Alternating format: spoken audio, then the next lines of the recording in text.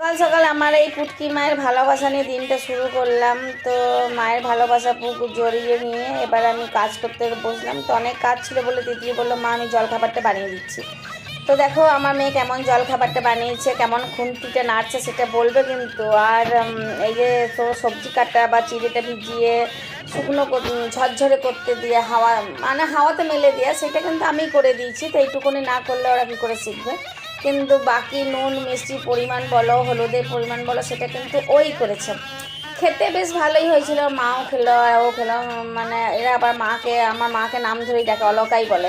কেননা মা বলে দিচ্ছে যে আমি তোদের বন্ধু হতে চাই, দিদা আমাদেরকে বলিস না, আমি আর তোর বন্ধু। তো তিতলি, বিলু, অলকা, আবার এই চক্করে আমারও মা বলাটা চলে গেছে, আমিও মাঝে মাঝে অলকাই বলে ফেলি। তো যাই হোক, এবারে ভাবলাম ভাতে আজকে পেঁয়াজ পোস্ত তো অনেক খাই, তো পেঁয়াজ পোস্ত পাতুরি করবো ভেবেছিলাম। তো এই যে তিতলি পেঁয়াজ পোস্তটা করে দিয়েছে।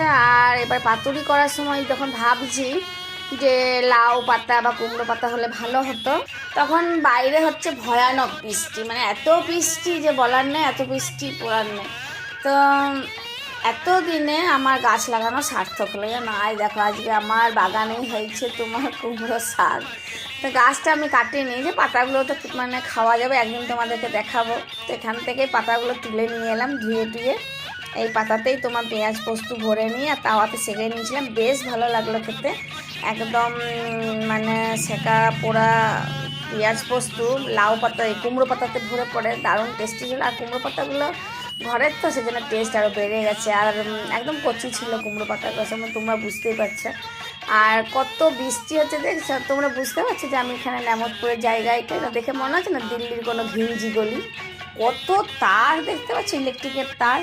তো যাই হোক, আমি থাকি এমন একটা রোডের উপরে যেখানে সব কিছু দেখা যায়, ঠাকুর বিসর্জন, বউ আসা, জামাই বরণ, সমস্ত কিছু তোমাদেরকে দেখাবো, তারাও যখন কখনো ঘটনা ঘটবে। আর এইদিকে যে টিকটিকিটাকে দেখলে না মাঝখানে লেজে তোমার ঝুল নিয়ে ঘুরছে, 3-4 দিন ধরে ঘুরছে।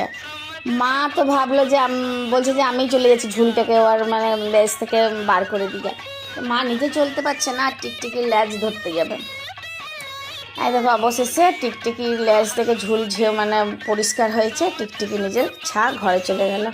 এদিকে বিলু আবার বলছে কি কিউট, এখনও যদি ওর মাথাতে চাপিয়ে দেওয়া হয় তো দেখবে মজা। তো এই হলো আমার ভিডিওর গল্প, পেঁয়াজ পোস্ত পাতুরি। যদি তোমাদের ভালো লাগে তাহলে একটা লাইক শেয়ার কমেন্ট করে দিও। কাল কৌশিকী আমাবস্যা দেখি মায়ের জন্য কী করতে পারি। তাহলে আজকে আসি, ধন্যবাদ।